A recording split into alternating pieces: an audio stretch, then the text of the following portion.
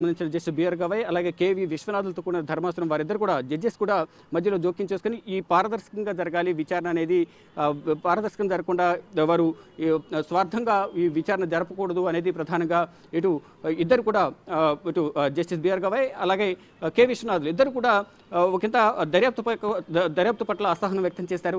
మొత్తంగా అంటే కండిషన్స్తో కూడిన బెయిల్ మంజూరు చేస్తామంటూ ముందుగానే విచారణ సందర్భంగా తెలిపారు. కానీ ఇటు మొత్తం ఇంకా మరికొన్ని డాక్యుమెంట్స్ ఉన్నాయి, డాక్యుమెంట్స్ కూడా చూడండి, చూసిన తర్వాత మీరు జడ్జిమెంట్ ఇవ్వండి అంటూ కూడా ఎస్వి రాజు దర్యాప్తు సంస్థల తరపున ఎస్వి రాజు వాదనలు వినిపించారు. కానీ ఫైనల్గా కవితకు కండిషన్స్తో కూడా ఒక బెయిల్ అయితే మంజూరు చేసినట్టుగా కూడా చెప్తూ ఉన్నారు. మొత్తంగా చూసుకుంటే సుదీర్ఘకాలం అంటే దాదాపు 5 నెలల తర్వాత మార్చి 15న కవితను హైదరాబాద్లో ఈడీ అధికారులు అరెస్ట్ చేశారు. అరెస్ట్ చేసిన తర్వాత అదే రోజు రాత్రి ఢిల్లీకి తీసుకొచ్చారు. 16వ తేదీన రౌజేని కోర్టులో హాజరుపరిచిన తర్వాత మొత్తం 10 రోజులు కవితకు ఈడీ కస్టడీ ఇచ్చారు. ఈడీ కస్టడీలో ఉండగానే అంటే మార్చి 15న ఈడీ కస్టడీ ముగిసిన తర్వాత జ్యుడిషియల్ కస్టడీకి తిహార్ జైలుకు తరలించారు. తిహార్ జైల్లో ఉండగానే ఈడీ కేసులో జ్యుడిషియల్ కస్టడీలో ఉండగానే 5వ తేదీన కవితను విచారిస్తామంటూ కూడా రౌజేని కోర్టు దగ్గర సిబిఐ పర్మిషన్ తీసుకుని 6వ తేదీన విచారించింది. 6వ తేదీన విచారించిన తర్వాత కవితను 11వ తేదీన అంటే రంజాన్ పండుగ రోజు కవితను అరెస్ట్ చేశారు. ఏప్రిల్ 11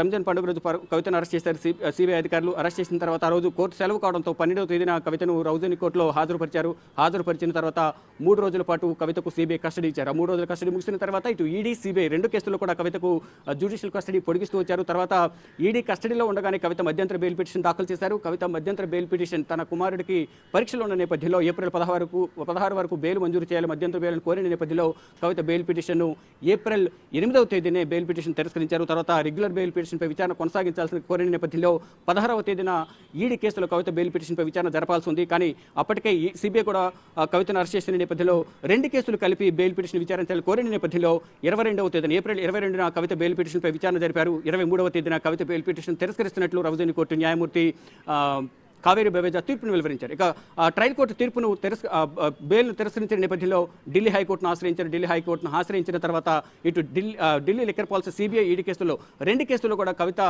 బెయిల్ పిటిషన్ దాఖలు చేశారు.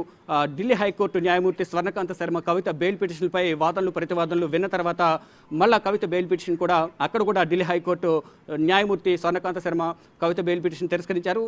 అక్కడ ఢిల్లీ హైకోర్టు బెయిల్ పిటిషన్ తిరస్కరించిన తర్వాత నెల రోజుల తర్వాత సుప్రీంకోర్టును ఆశ్రయించారు. ఈ నెలలో 7వ తేదీన సుప్రీంకోర్టులో బెయిల్ పిటిషన్ దాఖలు చేశారు. 12వ తేదీన కవిత బెయిల్ పిటిషన్ పై విచారణకు స్వీకరించిన తర్వాత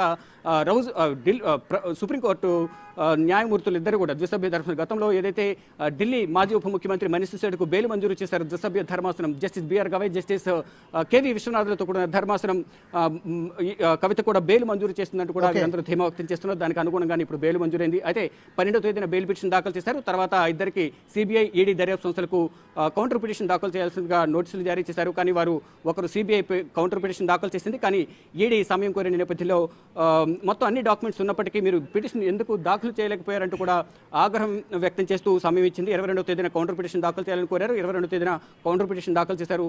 ఇక రీజాయిండర్ కూడా శుక్రవారం కవిత తరపు న్యాయవాదులు రీజాయిండర్ పిటిషన్ దాఖలు చేసేందుకు సమయం ఇచ్చిన నేపథ్యంలో ఇద్దరు కూడా ఇటు కౌంటర్ పిటిషన్ మరియు రీజాయిండర్ పిటిషన్ 2 దాఖలు చేస్తారు. ఈ 2 దాఖలు చేసిన తర్వాత ఈరోజు కవిత బెయిల్ పిటిషన్పై విచారణ చేశారు. మొదట ముకుల్ రోహత్గి కవిత తరపున న్యాయవాది వాదనలు వినిపించారు. తర్వాత ఎస్వి రాజు ఈడీ అలాగే సిబిఐ దర్యాప్తు సంస్థ తరపున వాదనలు వినిపించారు. ఇరువురు వాదనలు విన్న తర్వాత అంటే ఎవరికి వారు గతంలో ఏవైతే వాదనలు వినిపించారో అవే వాదనలు మళ్ళా ట్రయల్ కోర్టులో అవే వాదనలు, ఢిల్లీ హైకోర్టులో అవే వాదనలు, ఇప్పుడు కూడా అవే వాదనలు వినిపించిన నేపథ్యంలో కానీ ఇక్కడ మెరిట్స్ ఆధారంగా ఇక్కడ బెయిల్ మంజూరు చేసినట్టుగా ప్రధానంగా మనకు తెలుస్తుంది. అంటే విచారణ అనేది పారదర్శకంగా జరగడం లేదు, పారదర్శకంగా వ్యవహరించాలి దర్యాప్తు సంస్థలు అనేది సుప్రీం ధర్మాసనం కూడా తెలియజేసింది. ఫైనల్గా అంటే మహిళ అయినంత మాత్రాన బెయిల్ ఏ విధంగా మంజూరు చేస్తారనేది ఈడీ తరపున న్యాయవాది ఎస్వి రాజు వాదనలు వినిపించారు. అంటే మహిళ అలాగే విద్యార్హత సమాజంలో పలుకుబడిని బట్టి ఇక్కడ బెయిల్ ఇవ్వడం కుదరదు, అనేక ఆరోపణలు ఉన్నాయి, అనేక అభియోగాలు ఉన్నాయి, కవితకు వ్యతిరేకంగా మా దగ్గర అనేక సాక్ష్యాలు ఉన్నాయి, కవితకు బెయిల్ మంజూరు చేయడం ద్వారా సాక్ష్యాలను తారుమారు చేస్తారు కాబట్టి కవితకు బెయిల్ మంజూరు చేయొద్దు అనేది ప్రధానంగా ఈడీ తరపున అలాగే సిబిఐ తరపున సీనియర్ న్యాయవాది ఎస్వి రాజు ఈ వాదనలు వినిపించారు. తర్వాత కవిత తరపున కూడా కవితకు సంబంధించి ఎటువంటి ఆధారాలు లేవు, అనేక మందిని ప్రభావితం చేశారు, 100 కోట్లు చేతులు మారాయన్నారు, కానీ ₹1 కూడా రికవరీ చేయలేకపోయారు. కానీ కంప్లీట్గా కవితకు సంబంధించి ఎటువంటి ఆధారాలు అనేవి వారి దగ్గర లేవు, కేవలం ఆరోపణల నేపథ్యంలోనే కవితను అరెస్ట్ చేశారనేది ముకుల్ రోహత్గి వాదనలు వినిపించారు కవిత తరపున. మొత్తంగా చూసుకుంటే ముకుల్ రోహత్గి వాదనలతో ఏకీభవించిన సుప్రీం ధర్మాసనం కవితకు బెయిల్ మంజూరు చేసింది. ఇక మరి కాసేపట్లో దీనికి సంబంధించిన కండిషన్స్ ఏ విధంగా ఉండబోతున్నాయి అంటే ప్రతి దాంట్లో కూడా ఇప్పటివరకు వచ్చిన